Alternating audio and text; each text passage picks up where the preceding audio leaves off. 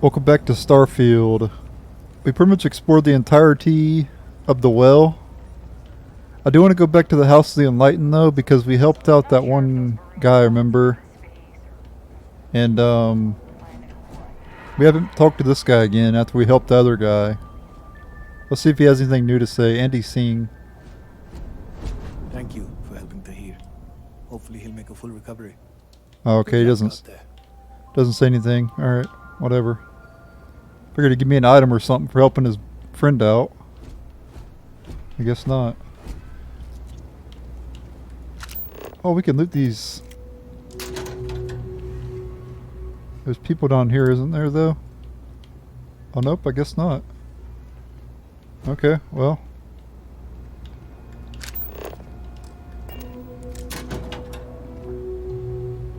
Chunks pie packaged. You have picked up too much matter and become over-encumbered. Yeah, don't be saying that out loud, bro. He can hear you.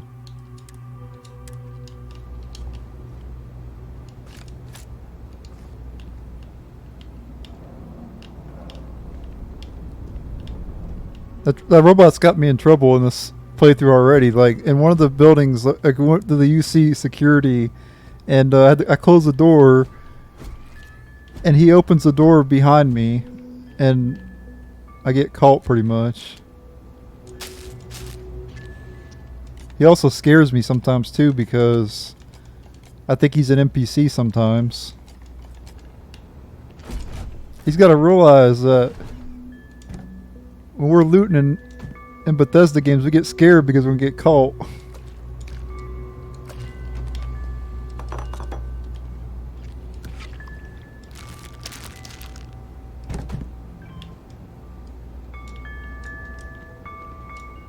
What the heck? You can't loot this? It's bugged.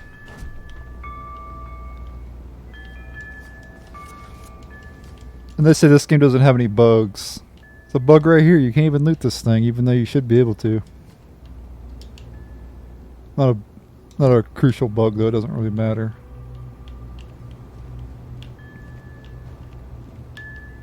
How come we can't take the plants?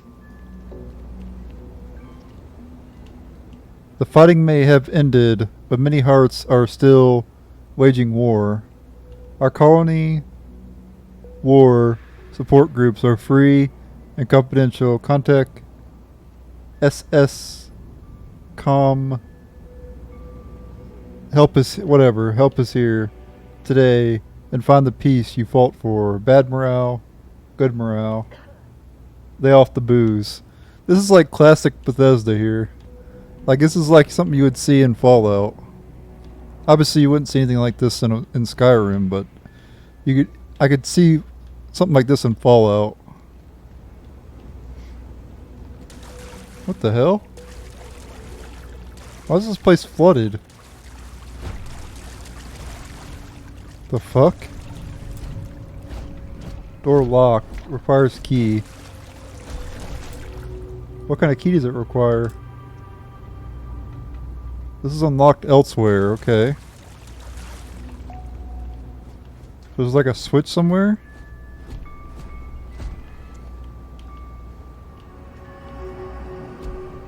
Oh, let me see if there's like a switch. Maybe we gotta go to the other side to unlock it. Weird. Caffeine. You gotta love caffeine.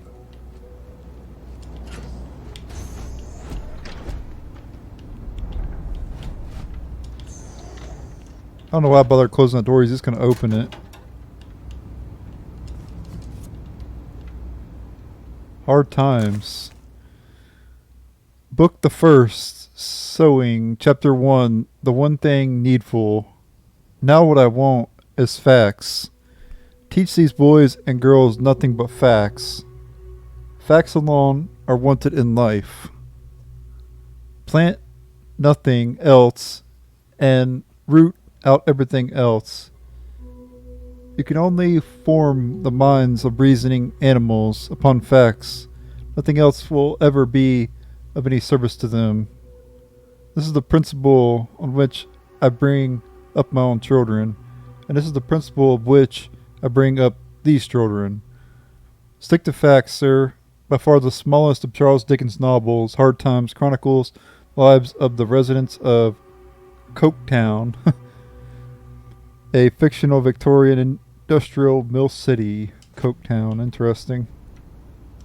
Great Expectations, Chapter 1. My father's family, name being Pirip, weird name. My Christian name, Philip, okay, more normal name. My infant tongue could make a both names nothing longer or more explicit than Pip. So I called myself Pip and came to be called Pip. Charles Dickens' 13th novel is the coming of age tale of an orphan boy named Pip as he navigates the agendas of those around him, like the eccentric Miss Havisham.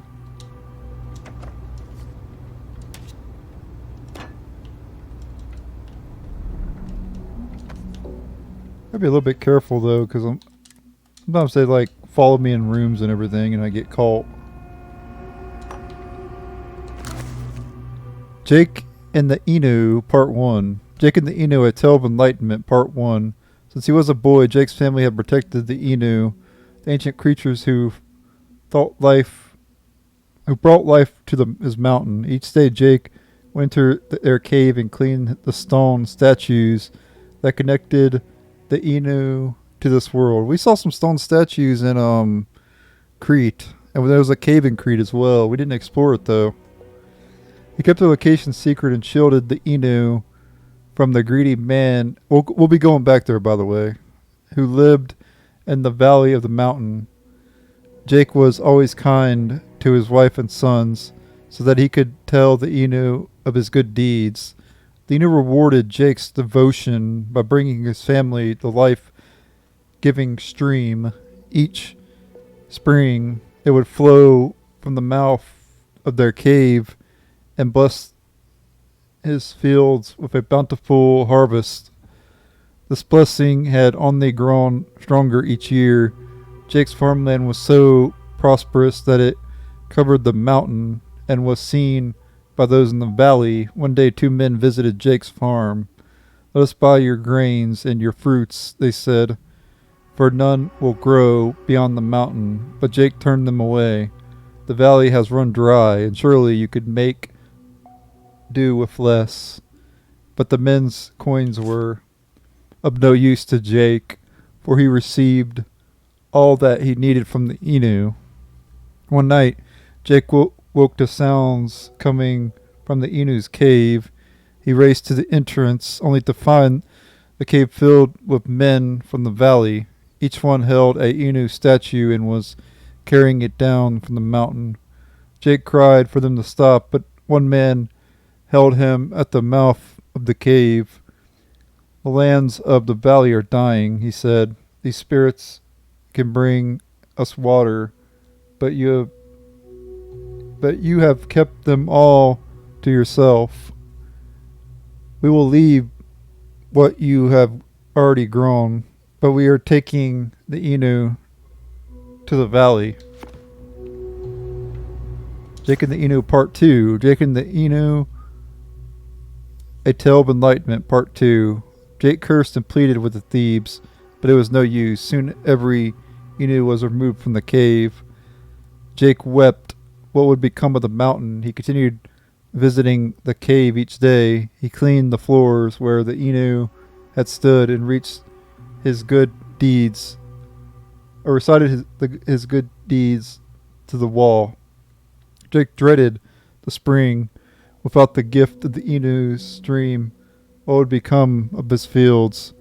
Then in the spring, the stream flowed from the cave anyway. Jake was confused, but his family wasted no time. They cultivated their fields, and that summer they saw their most bountiful harvest in years. The following spring, the stream appeared again. Jake began to wonder, were more Inu hiding in the cave? He waded into the stream and traveled beyond the Inu's cavern, much further than he had before. But instead of more Inu, Jake found a large underground lake. He also found tunnels bringing fresh water into the cave from the rainy side of the mountain. Later that day, Jake traveled down to the village to the valley. He found its people desperate and their lands parched. Jake visited the farms of the village. He found an Inu statue placed in each one, but he could see that the rocky day land would never grow fruit. That evening, Jake returned to his wife and shared what he had seen. They spent all night looking down on the valley. In the morning, they called for their sons and the family, harvested their fields. They packed half of all they had grown in large wooden crates. The next day, Jake stood at the mouth of the Inu's cave. He turned and joined his family as they traveled down the mountain.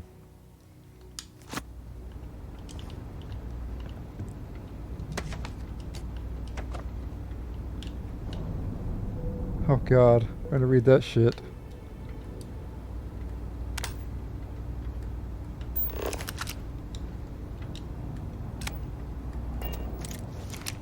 Should I use 1/3 it looks like, or 1/2? I have no clue. You guys can read it if you want to. I'll leave it on the screen for you guys. What the fuck?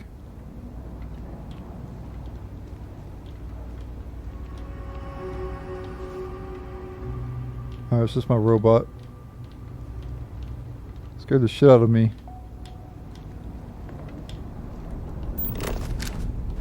Oh, there's stuff up here. Oh shit, oh crap, I keep getting new books.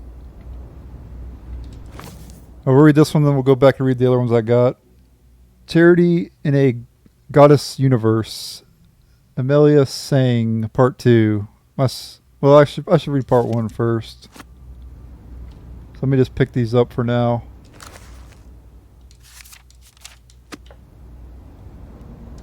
Great Expectation, Chapter 1. My father's family. Okay, this is the same one. Neon gang culture. And yet, despite its reputation as the settled system's premier, Pleasure City Neon is also home to a plethora of criminals, ruffians, and assorted dregs. What are dregs anyway? I don't know what that word is. Some of these malcontents merely walk the streets alone, preying on the tourists who have strayed too far from the... I think we already read the... Yeah, we read this before.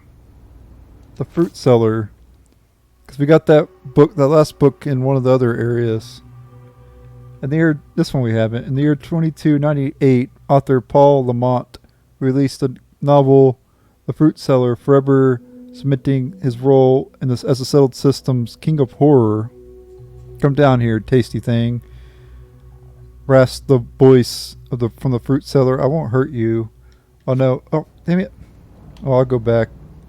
I'll be reading it in the inventory anyway. Oliver Twist. Chapter 1 treats of the place where Oliver Twist was born and the circumstances attending his birth. Among other public buildings in a certain town, which for many reasons it would be prudent to refrain from mentioning and to which I will assign no fictitious name, there is one anciently common to most towns, great or small, to wit, a workhouse, and in this workhouse was born on a day and date which I need not trouble myself to repeat, inasmuch as it can be of no possible consequences to the reader in the stage of the business at all events, the item of mortality whose name is prefixed to the head of this chapter. The subsequent chapters of Charles Dickens' novel trace Oliver Twist's journey from parish boy to street... Oh, I think I already read that one too. Nicholas Nickleby introduces all the rest. There once lived a sequestered part of the county of Devonshire, one Mr. Godfrey Nickleby, a worthy gentleman who, taking into his head rather late in life that he must get married, and not being young enough or rich enough to aspire to the hand of the lady of fortune, had wedded an old flame out of mere attachment, who in her turn had taken him for the same reason. The two people who cannot afford to play cards for money sometimes sit down in a quiet game of love. The gravity paradigm. Truth is, our scientists do not know back then could fill volumes. The focus, of course, was on worm. Okay, I read this one too. I remember reading that one. Alright, but anyway, we have those.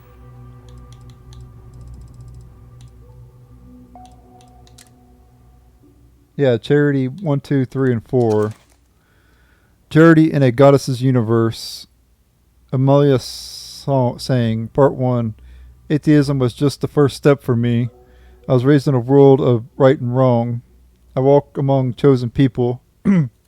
Each night my family would gather and pray for the sinners in our lives to find salvation. I can't tell you exactly when I stopped believing in these things. Like many who lose their faith, for me the cracks formed slowly over time. An illogical verse here, an unanswered question there. One day you realize you're working hard to hold on to something false. You don't want to lose your community or your connection to your family, but sometimes maybe things that don't make sense are just wrong. The details of my awakening aren't important. What came next is, I never expected that losing my faith would begin a profound new chapter in my life, a time of deep compassion and charity as a member of the enlightened. So she's a member of the enlightened. Charity in a Goddess Universe, Amalia saying, Part 2. I like how they go into... That's something so insane about Bethesda. Like, they'll go into, like, details about, like, a lot of details about just one particular character, you know. That takes a lot, you know. It's hard to come up with all these storylines and everything, all these different stories. But let's go ahead and read it. My settlement was founded as a commune by the members of my family's church, a place where the congregation could worship in peace without interference. The word travels fast, and our small colony began to grow. Our success attracted those in need of help, and those with nowhere else to turn. When I was 10 years old, I watched two officers lead a frail-looking man down our street. He had been stealing from our settlement's emergency rations. Our local security had been trying to catch the thief for weeks. Give some a drink here.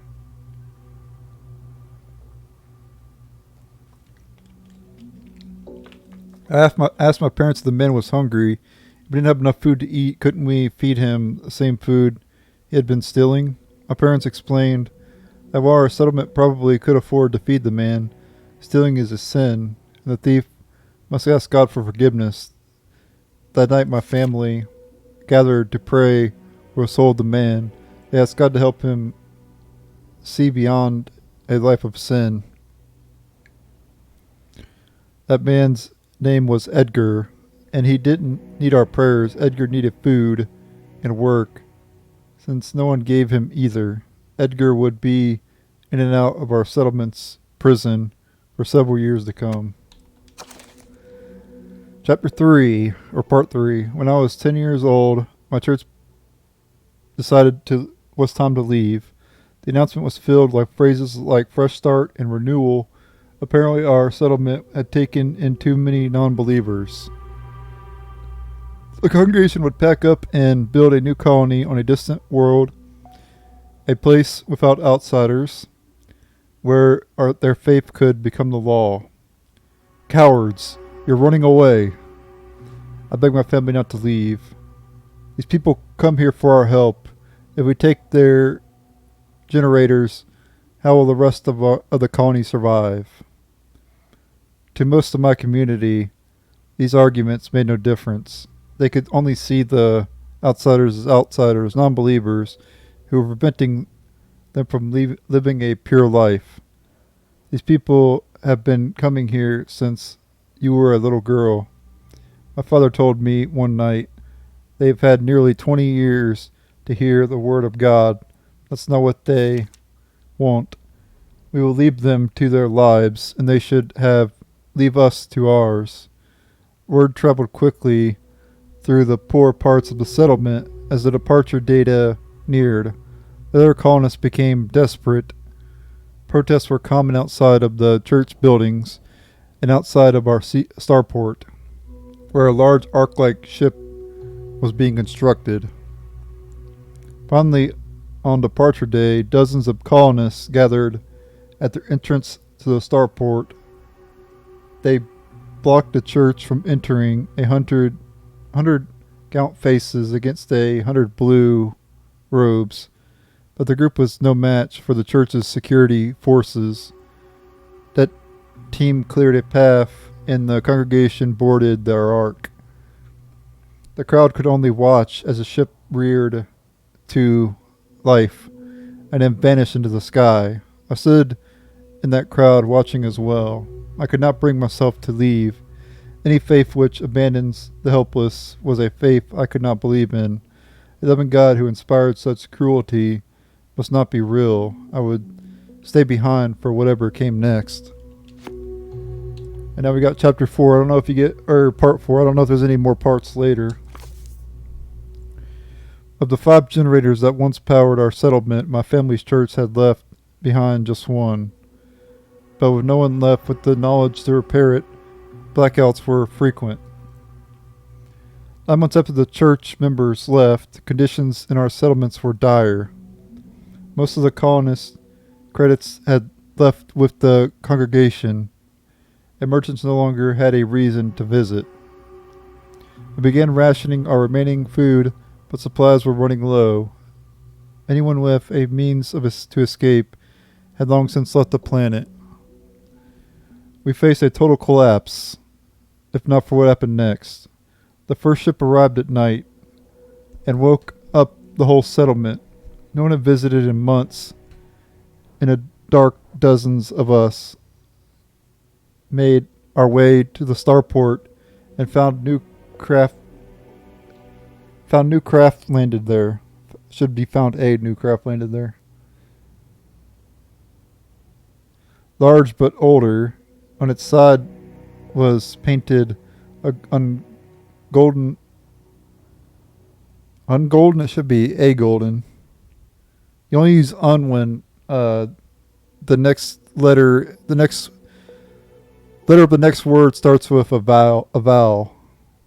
So it should be a golden symbol. 6 hands joined around a planet.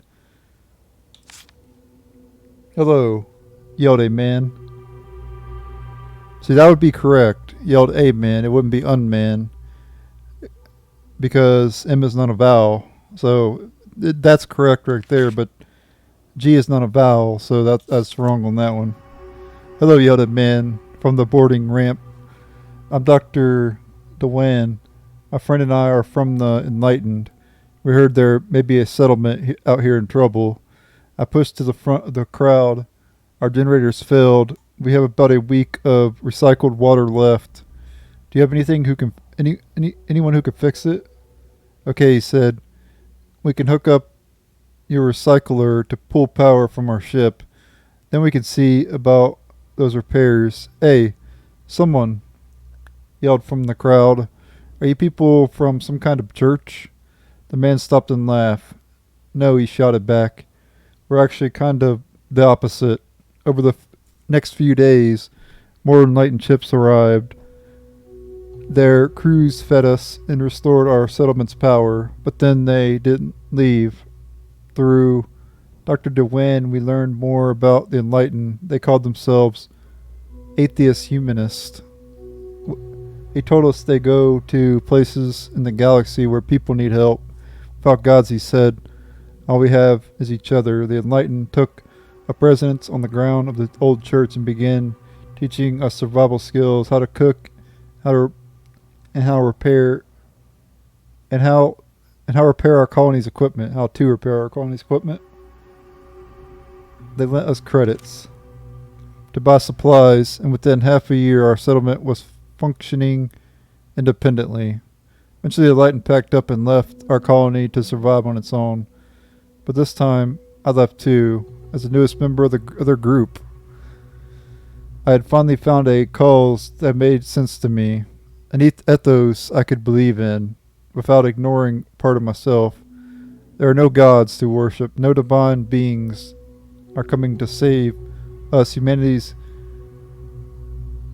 capacity for empathy and our willingness to support each other is our species' best hopes to survive among the stars. Up to mankind to watch over itself.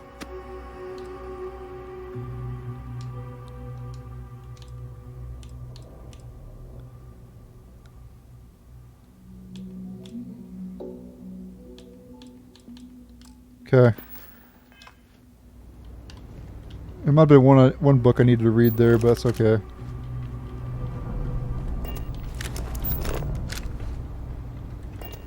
Alright. We're done with the well. We don't need to be here anymore. Well, I don't know. It depends on if I want to figure out how to get through that door. I'm going to try to, like, go out here. And go down, maybe? Let me know if I can Doesn't help look like you you. can go down, though. We'll probably have to figure it out later. I bet we need to, like, unlock a door. So I think I'll just wait till later.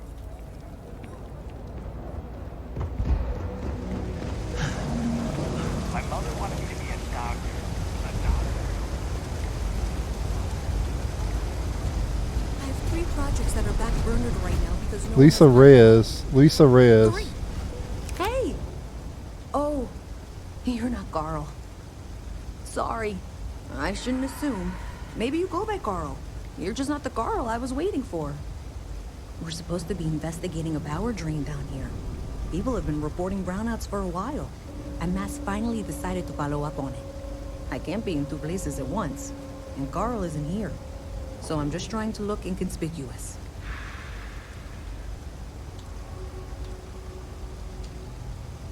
We're trying to isolate a power drain, which looks like it's the result of a large amount of power being rerouted through various subsystems. But it's kind of a 2-person job. Someone needs to find the junction boxes associated with those subsystems and power them down. The other person needs to monitor the system remotely. It's pretty simple, really, and relatively safe. Only a small chance of electrocution. Who's Carl? Co-worker of mine on this assignment with me. Clearly not taking it seriously. Not really surprising. Most folks are fine with ignoring what goes on down here. I could assist you. Well, since you're here and Carl isn't, and I really want to get this solved, I will take you up on that. What I need isn't very technical. I can talk you through it remotely. I'm gonna head to the monitoring station. The first box we're looking for is over near UC Surplus. You know, Antonio's place. I can contact you once you get there. Locate the junction box.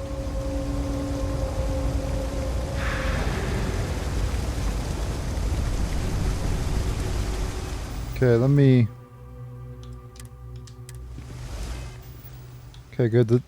It doesn't move when you, I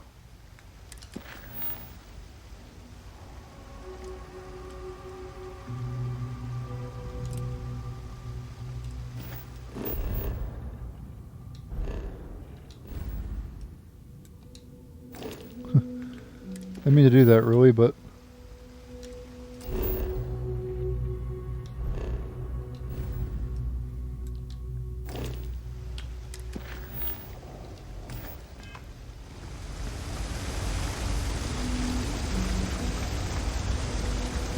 Yeah.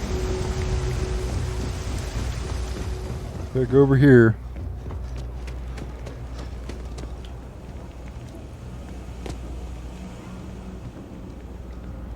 Hey, can you hear me? I think this is working. I only have a general view of things, but you should be near the first junction box. Look for it mounted on the wall. When you find it, open it up and flip the big switch.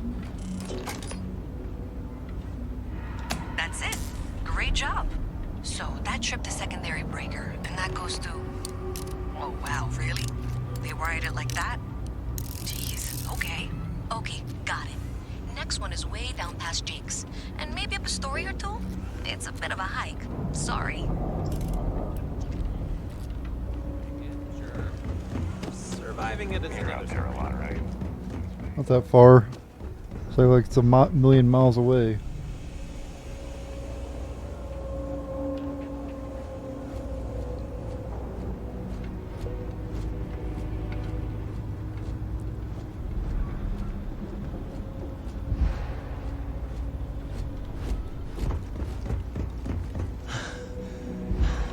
All right, you should be near the next junction box. This section isn't used very much these days, so maybe a little harder to see. That's the one. Next one's not too far. Dead end, right down from Jake's. Right under that apartment they've been trying to sell. Good luck with that, right? Okay, this is a novice one, okay.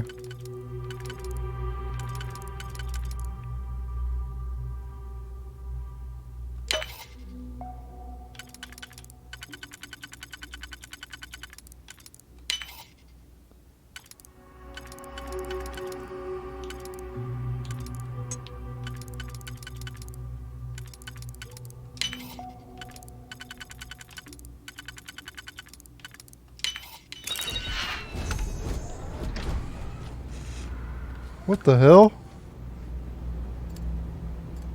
Topher's key? Fucking dead person here, guys. The fuck happened here? Holy shit! The enemy is approaching. It's level 12 too, holy fuck.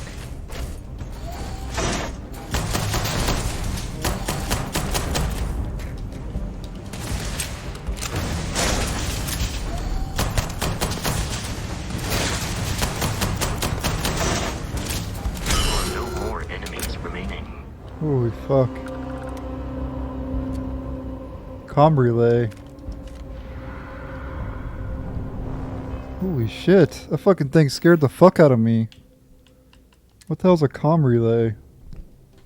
Uncommon manufactured component. Some can be used as a component in crafting. Okay. Let's loot this place, I guess. Holy shit, that scared me. Probably could have died there. If I wasn't behind that, he couldn't get to me. 'Cause that thing was level 12. I think it would have killed me. Damn, I wasn't expecting that. Scared the fuck out of me.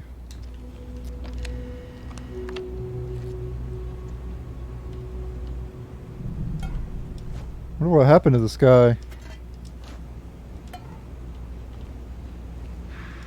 He had a damn... He's apparently gonna cook something because he had a pot on the damn stove.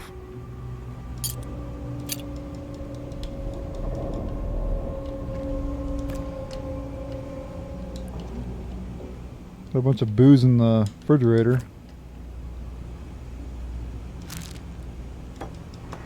Your insistence on carrying so many things is reducing our travel speed.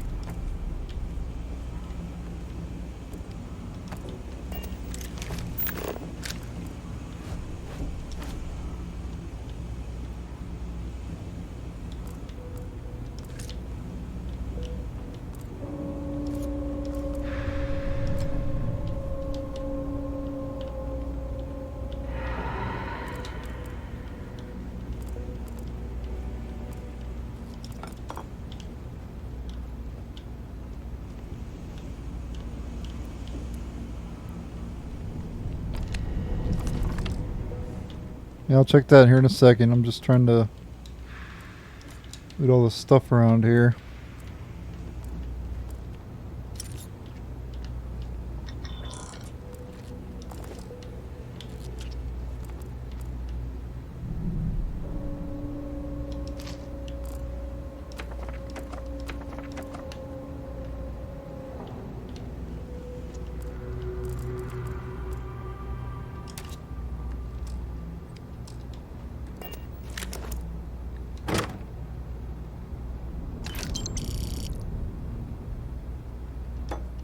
Base trucker hat. Ooh.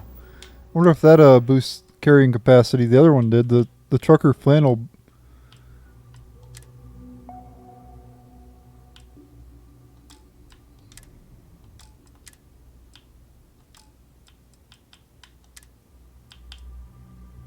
Oh no. Okay. Okay, you can have both equipped. Okay, cool. Just for it's just cosmetic.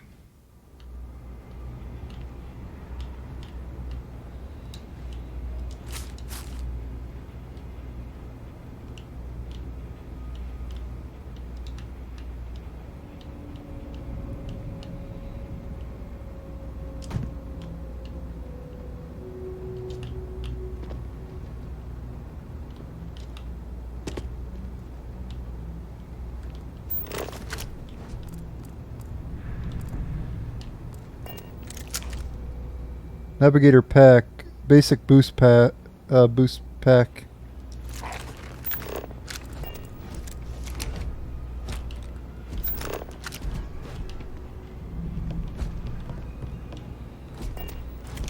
Alright, let's check out his computer. Maybe we can find out what happened to him. From Nico, 28 days ago. This is Nico, a friend of mine. Told me you are looking to purchase a Model 5. Is that true? So I wonder if that thing that attacked us was the thing he bought. Yes, my man. Yep. That's the robot that killed him. Yes, my man. Those robots are so badass. I've got to have one guarding my mansion. You know? How much are you selling them for? Slow down. I have one.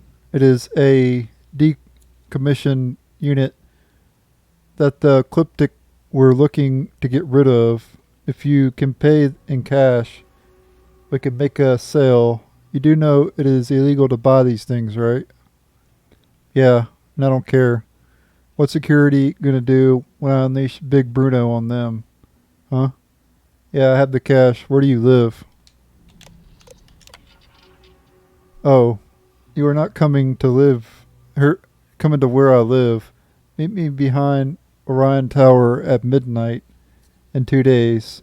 Bring all the cash with you. I cannot stress that enough. No cash, no sale. Please note that I have contingencies for people who decide to be idiots. Yes, my man. 2 days. Best day of your life. Okay, that was cute, but you really need to come back immediately and give me my money. Oh. I bet he screwed him over.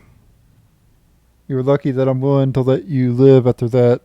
If you don't pay me or return the robot, I will kill you. I'm not playing games. Woo! You got Tuffed. You got Tafood. Oh, you screwed the guy over. Big mistake. You were all, hello, yes sir, do you have my money? Thank you, please. And I was like, here's your money. Bam, bam, bam. Now I have Bruno. What are you going to do? Go to the UC? Selling black market robots is illegal, idiot. You know what's funny? I do have the money. I keep it right next to my bed. Not that you will ever know where that is. Bye. Wow.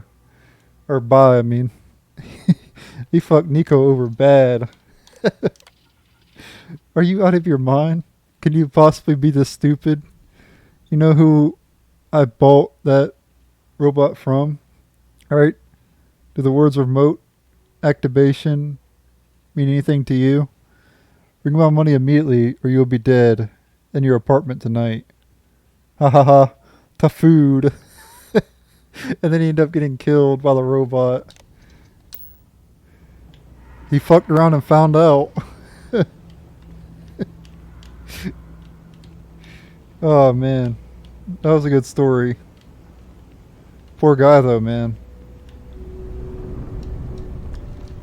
Oh, that... Oh, that's messed up. Why did I just do that? Oh my god, why did I just do that? That's messed up. Okay. I'm gonna end the video here. Thank you guys for watching. Pretend you didn't see that. Stay tuned for the next episode. Later.